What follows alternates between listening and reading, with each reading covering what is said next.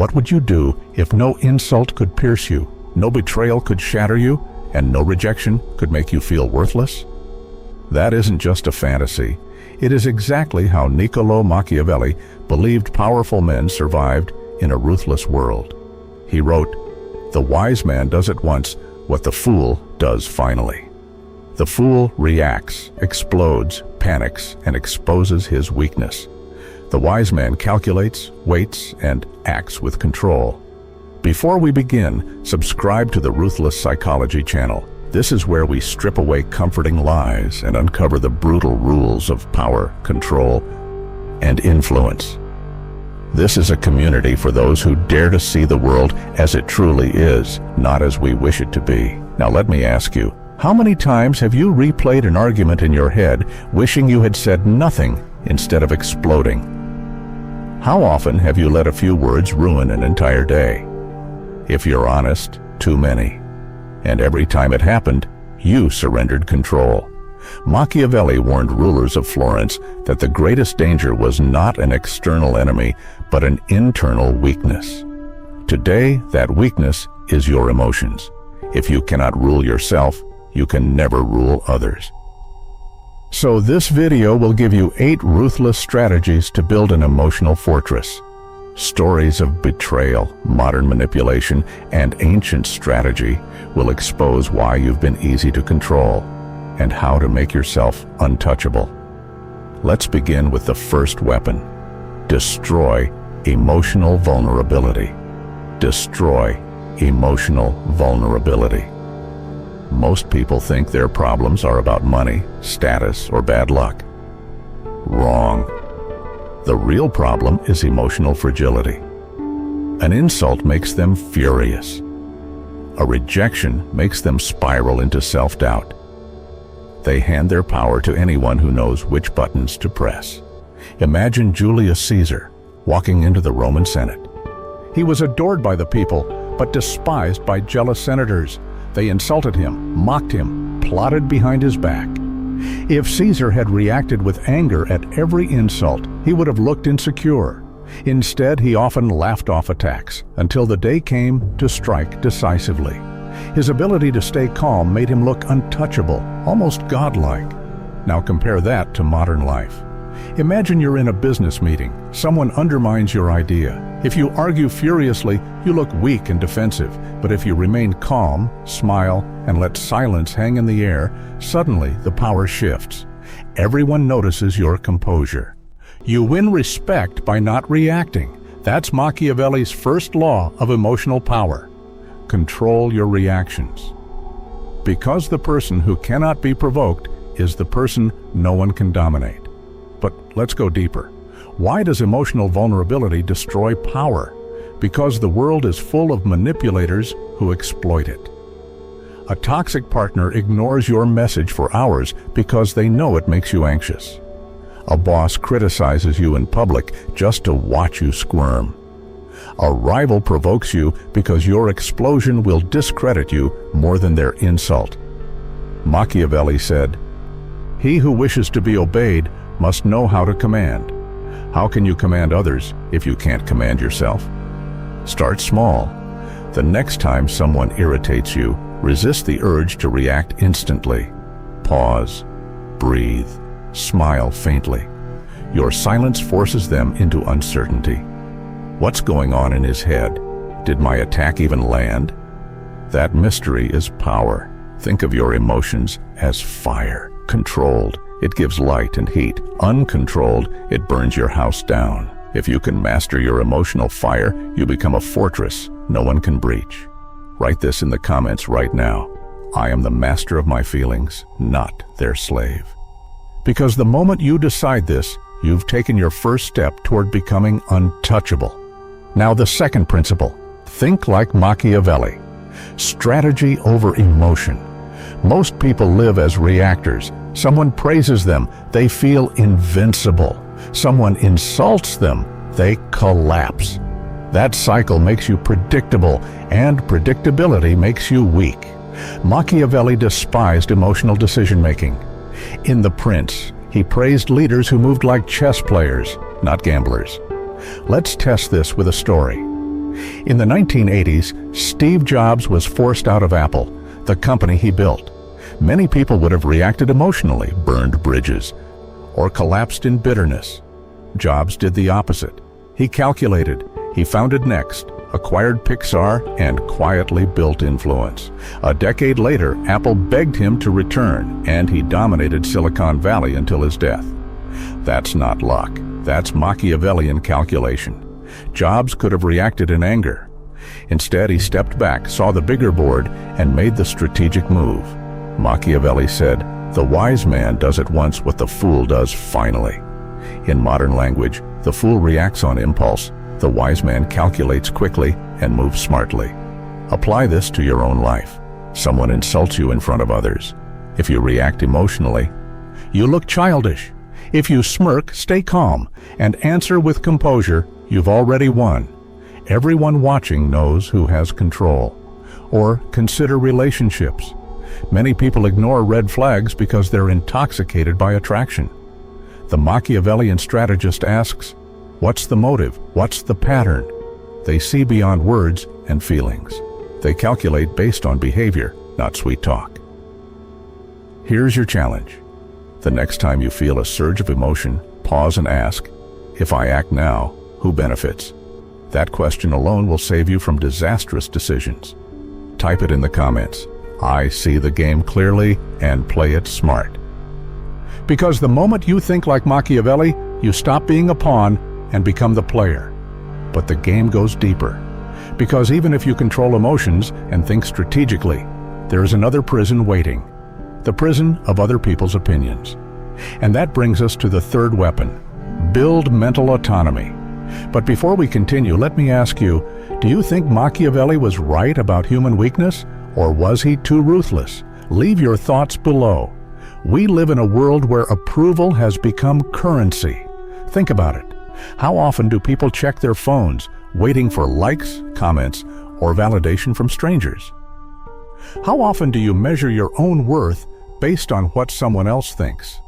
That dependence is psychological slavery. Machiavelli understood this centuries ago. In The Prince, he warned rulers never to build their security on the affection of the people alone, because public opinion shifts like the wind. One day the crowd worships you, the next they demand your head. This is why the third weapon of the untouchable mind is build mental autonomy, detach from external validation. Let me give you an example. In the 1990s, Mike Tyson was the most feared boxer alive. Yet despite his brutal strength, he craved constant validation from the media, from fans, even from the people around him. That craving made him vulnerable. He surrounded himself with manipulators who told him what he wanted to hear, not what he needed to hear. When the pressure mounted, that dependency cracked his empire. Now compare that to someone like Marcus Aurelius, the Roman emperor and Stoic philosopher. His journal, Meditations, reveals a man who constantly reminded himself that fame and reputation were illusions. He wrote, "It is not death that a man should fear, but he should fear never beginning to live." He didn't live for applause. He lived by principle. That autonomy made him one of history's most respected rulers. The lesson? If your self-worth depends on external validation, you're handing over the keys to your mind. The moment you stop caring about applause, you become dangerous, because no one can control you with praise, and no one can destroy you with criticism. Try this exercise. The next time you do something important, ask yourself, would I still be proud if no one noticed? If the answer is so, you're still living for the crowd, and the crowd will always betray you. Write this in the comments. My value is mine alone, independent and unshakable. Let it be your daily mantra. Because when your worth comes from within, you are free. But freedom requires something more than independence. It requires cutting out the hidden leaks of power. And that leads us to the fourth weapon. Eliminate personal weaknesses that give away power. Most people imagine that their downfall will come from one dramatic mistake, but often it's the small habits that bleed power slowly until nothing is left. Over-explaining, oversharing, displaying too much emotion in the wrong moment. Picture this. You're in a negotiation. The other side challenges you. Instead of calmly restating your position, you rush to explain yourself 3 different ways. What signal does that send? Insecurity. Weakness. Suddenly, you've lost leverage. Or imagine revealing too much of your private struggles to someone who hasn't earned your trust. Maybe you think vulnerability builds respect, but in Machiavelli's world, it often builds opportunity for others to use your secrets against you. He once wrote, "It is double pleasure to deceive the deceiver." That's human nature. People love exploiting weakness, especially if you've been foolish enough to hand them the weapon yourself. Let me give you a modern story. In 2011, during a high-stakes negotiation between tech companies, a young executive eager to impress revealed too much about his company's financial limits. He thought he was building transparency and trust. Instead, the rival firm used that information to squeeze him until the deal collapsed. His oversharing cost millions. Contrast that with Jeff Bezos in Amazon's early years. He cultivated a reputation for being calm, controlled, and unreadable in negotiations. He rarely revealed more than necessary. Rivals complained that they could never predict his next move, and that unpredictability gave him leverage. So, what do? You guard your power like a fortress. Speak less, but with weight. Don't reveal every frustration or fear. And before you share something personal, ask, does this strengthen me or does this expose me? Type this in the comments. I guard my power like a fortress. Make it your shield. Because in a world where everyone overshares, the one who stays controlled becomes untouchable. Now, let's move to a weapon most people underestimate. Use silence and calm as your weapons. We've been conditioned to believe silence is weakness, that if you don't respond instantly, you've lost. But Machiavelli knew the opposite is true. He wrote that the fox cannot defend himself from wolves, and the lion cannot defend himself from traps. Power belongs to the one who knows when to roar and when to wait. Silence disarms. Calm unsettles. Let me show you why. In 1962, during the Cuban Missile Crisis, the world teetered on the edge of nuclear war. Military leaders in Washington urged President John F. Kennedy to strike aggressively at Soviet forces in Cuba. The pressure was immense. But Kennedy remained calm, measured, and, most importantly, silent in public. He didn't react to Soviet threats with bombastic words. Instead, he chose his moment carefully, crafting a strategic blockade and private negotiations that diffused the crisis without war. That is the power of silence. It protects you, confuses others, and builds respect. Now think about your own life. The last time someone tried to provoke you, shouting in traffic, insulting you in front of peers, dragging you into drama, what would have happened if you had stayed silent? Instead of feeding their fire, your calm would have made them burn themselves out. Silence is not emptiness, it is a weapon. Calm is not passivity, it is control. Here's your challenge. The next time someone tries to bait you, resist the urge to explain, defend, or argue. Stay silent, look them in the eye, and watch the power shift in your favor. Type this in the comments. My silence is my shield. Let it remind you that in a noisy world, the calm man commands the room, but silence alone is not enough, because the world is filled with masks, illusions, and actors. And unless you learn to see through them, you will always be deceived. That's why the next principle is crucial. See people's true nature, not their masks. Most people you meet will never show you their real face. They present masks, polished, smiling, agreeable. But behind the smile may be jealousy, self-interest, or even betrayal. Machiavelli knew this well. He wrote, "Everyone sees what you appear to be. Few experience what you really are." This is the sixth weapon of the untouchable mind. See people's true nature, not their masks. Think of the story of Cesare Borgia, Machiavelli's political idol. Borgia charmed allies with promises of loyalty, only to betray them once they outlived their usefulness. When the mercenary general Vitellozzo Vitelli threatened his authority, Borgia invited him to a peace meeting. Smiles, handshakes, warm words filled the room. Hours later, Borgia had Vitelli strangled. Machiavelli admired him, not because he was cruel, but because he saw through appearances. He judged men by their patterns, not their performances. Now compare this to modern life. A colleague praises you in meetings, but when the promotion list comes, they quietly sabotage your chances. A partner swears eternal love, but their actions, unreliability, secrecy, broken promises reveal something darker. If you only believe words, you will be deceived. If you study actions, you see the truth.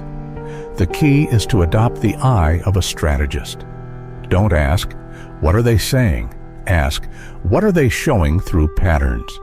A liar may hide their words, but their behavior eventually betrays them. Here's a practical rule. Trust patterns, not promises. If someone repeatedly shows selfishness, believe them. If someone repeatedly chooses convenience over loyalty, believe them. Type this in the comments. I see through the mask to the truth. Because once you strip away illusions, you can never be deceived again. But deception often goes deeper. Sometimes it isn't about masks, it's about trust itself. And this leads us to the seventh weapon. Beware of trust and emotional dependency. Trust is a beautiful word, but in Machiavelli's world, it was a dangerous one. He observed, "The promise given was a necessity of the past. The word broken is a necessity of the present." Human beings change with their interests. Today they promise loyalty. Tomorrow, when it suits them, they betray. Let me show you how devastating blind trust can be. In 1537, Thomas Cromwell was the most powerful man in England, serving as chief advisor to King Henry VIII. For years, he was the king's loyal strategist, orchestrating political marriages and dismantling enemies. Yet when Cromwell miscalculated by arranging Henry's marriage to Anne of Cleves, a union Henry despised, the king turned on him instantly. Cromwell trusted too deeply in Henry's gratitude. Instead, he lost his head on the executioner's block. Fast forward to modern politics. Richard Nixon trusted his inner circle completely during the Watergate scandal. That blind dependency blinded him to their flaws. When betrayal came, it destroyed his presidency. The lesson is brutal but clear. When you depend emotionally on someone, whether it's a boss, a lover, or even a friend, you hand them control over your stability. If they praise you, you soar. If they withdraw, you collapse. That is slavery, not freedom. So what's the Machiavellian approach? Trust slowly, test constantly, and never give anyone the keys to your identity. You can work with people, love them, even respect them, but never depend on them for your sense of worth. Always keep a part of yourself untouchable. Practical steps. Don't overshare until someone proves themselves. Give small tests of loyalty before large ones. Build your independence, your own goals, your own discipline, so you don't crumble when others fail you. Say this out loud. I give trust carefully, and I never depend on anyone fully. Type it below, because when you master this principle, betrayal no longer destroys you. And now we reach the final, most important weapon. Master yourself to master your world. Machiavelli wrote, "The one who adapts his policy to the times prospers." He was telling us that true strength is not noise, not arrogance, but discipline and adaptability. Before you conquer the outside world, you must first conquer your inner one. Imagine your mind as a kingdom. Your thoughts are your citizens. Your emotions are your soldiers. Your habits are your laws. If the kingdom is in chaos, no ruler can hold power. But if it is ordered, disciplined, and strong, no external force can topple it. Consider Nelson Mandela. Imprisoned for 27 years. He had every reason to break down. Instead, he used that time to discipline his mind, to master his emotions. When he finally walked free, he was untouchable, calm, composed, impossible to intimidate. His self-mastery allowed him to dominate South Africa's political stage and outmaneuver enemies who underestimated him. Now compare that to the average person today, triggered by a rude comment, shattered by a breakup, distracted by every notification. Weak men are ruled by impulse. Strong men rule their impulses. Self-mastery means three things. Control your emotions. Don't let anger, jealousy, or fear dictate your choices. Discipline your habits. Power is built daily, in the gym, at the desk, in small acts of consistency. Strengthen your independence. Don't rely on applause, validation, or external rewards. Build value from within. Remember this truth. If you can't control yourself, someone else will. A boss, a rival, a lover, even strangers. They will sense your weakness and exploit it. But when you build your inner fortress, people respect you because they cannot bend you. They admire you because you don't break. Say this aloud. I rule my inner kingdom. Therefore, I rule my world. Type it in the comments, because when you master yourself, nothing and nobody can shake your throne. But before we close, let me ask you, which of these weapons do you think is hardest to master? Emotional control, strategic thinking, or self-discipline? Leave your answer below, because your struggle reveals where your true battlefield lies. By now, you've seen how Machiavelli's principles strip away illusions, control emotions, think strategically, detach from approval, guard your power, wield silence, see through masks, and never depend blindly. But what happens when you combine them all? You stop merely surviving. You begin to dominate. Because the truth is this: the world doesn't reward innocence, it rewards calculation. It doesn't reward purity, it rewards clarity. Those who cling to idealism become pawns. Those who embrace realism become players. This is the moment where the scattered weapons become a complete arsenal. And if you use them together, you become what Machiavelli called a new prince, a man capable of shaping the world instead of being shaped by it. Let's test this with a story of raw, ruthless psychology. In the 15th century, Lorenzo de' Medici, ruler of Florence, faced constant threats from rival families who plotted his downfall. They smiled in his presence, dined at his table, even swore friendship, but behind the mask, they sharpened knives. One Easter Sunday, during High Mass, the Pazzi family struck. They attempted to assassinate Lorenzo and his brother inside the cathedral. His brother Giuliano was killed, but Lorenzo, despite being wounded, remained calm. He didn't panic. He didn't break down. He took control of the situation, rallied allies, and turned the public against the conspirators. Within days, the Pazzi conspirators were hunted, hanged, and their name disgraced forever. Why? Because Lorenzo combined silence, strategy, and mastery of appearances. He knew how to mask fear, display strength, and control the narrative. He became untouchable not just by power, but by psychology. Now, what does this mean for you today? Imagine you're working in a cutthroat corporate office. Rivals gossip behind your back, managers play favorites, and politics decides promotions. If you wear your emotions openly, you will be destroyed. But if you control your reactions, observe carefully, speak with weight, and play the long game, you become the Lorenzo of your environment. Others may plot, but you will outlast. The battlefield has changed from cathedrals to boardrooms, but the game is the same. Here's another example, closer to home. In relationships, people often give away total control of their emotions. Think of the person who becomes completely dependent on their partner for happiness. At first, it feels romantic, but soon it becomes leverage. The partner knows they hold the strings, and when conflict arises, dependency turns into manipulation. Contrast that with the man or woman who practices Machiavellian autonomy. They love, yes, but they never hand over their entire identity. They can walk away without collapsing. And because of that independence, they are respected, not pitied. Machiavelli would tell you, never let your heart enslave your mind. Feel, but rule your feelings. Care, but never at the expense of control. Now let's talk about the seventh layer of mastery, adaptability. Machiavelli wrote, "The one who adapts his policy to the times prospers. The one who clings to the past perishes."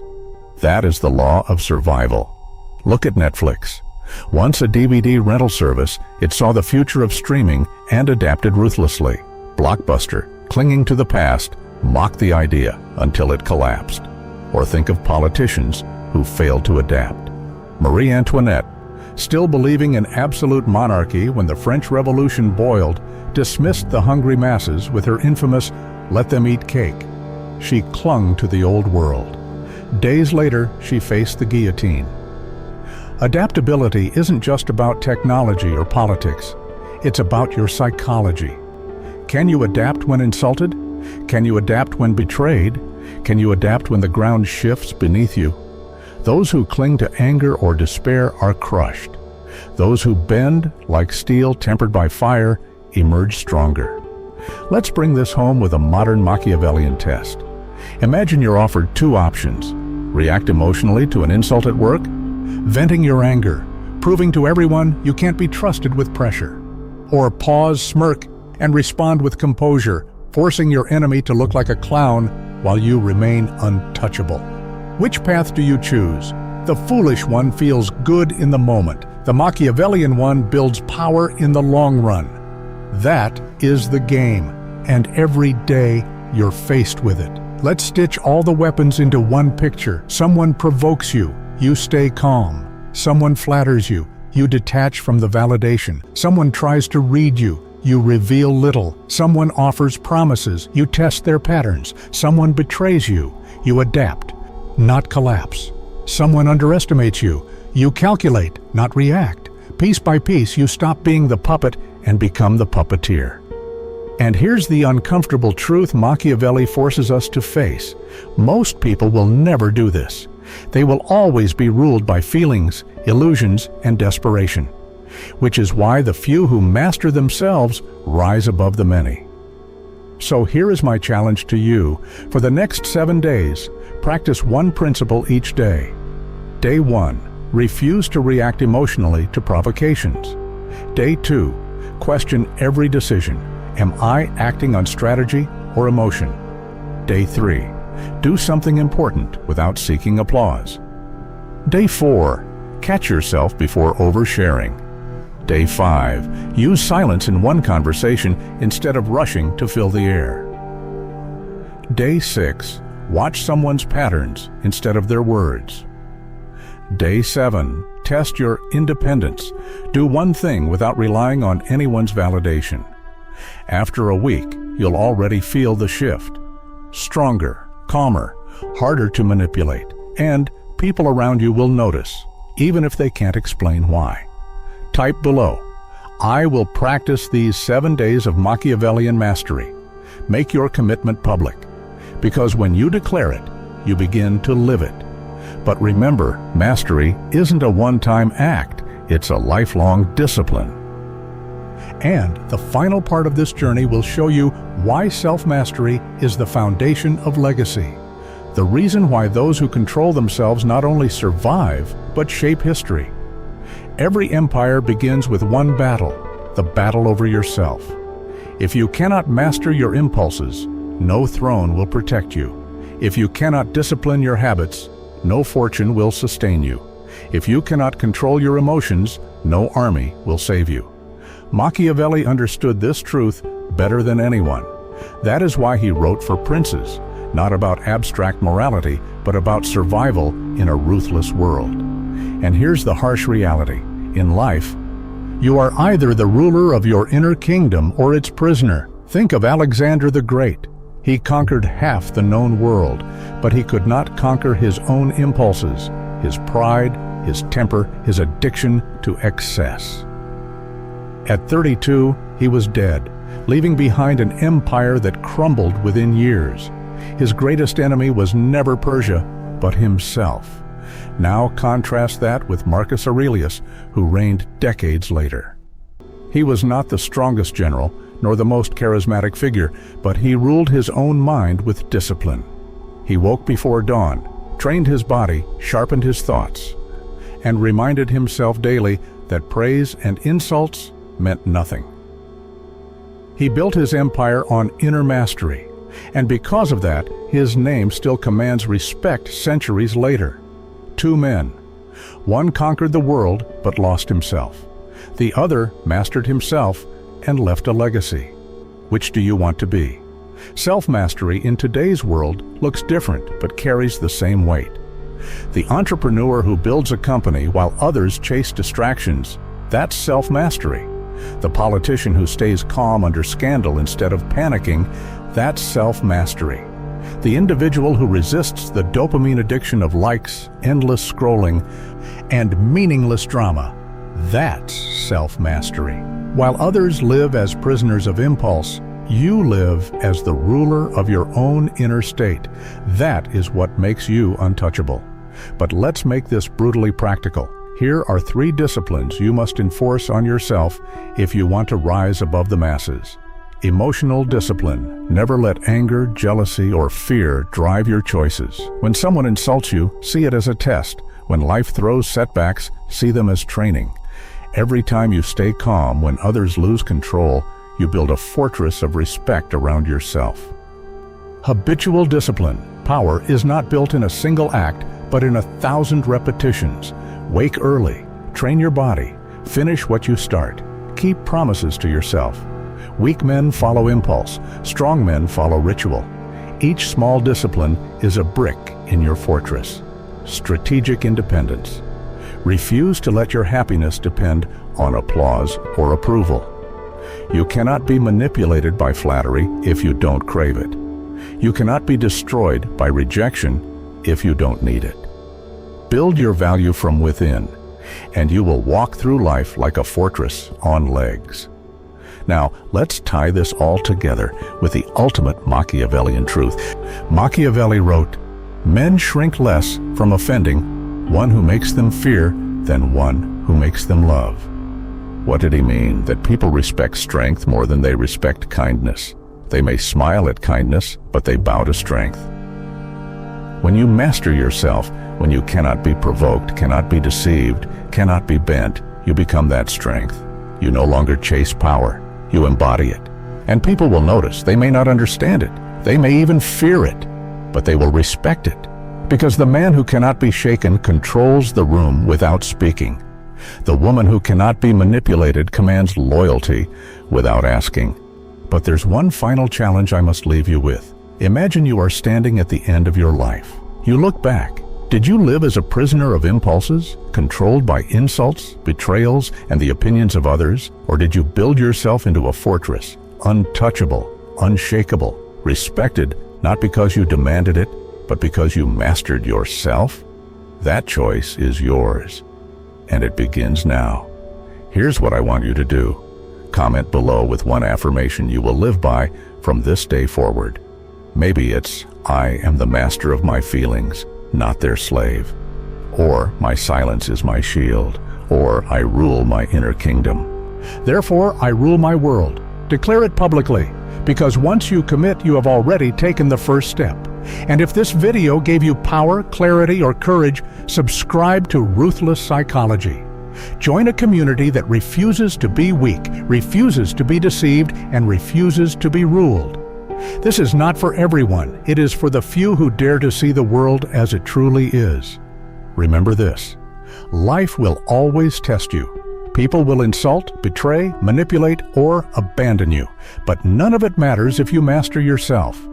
Because then, like Machiavelli's perfect prince, you walk through the world untouchable, silent, calm, strategic, powerful. Your legacy begins now.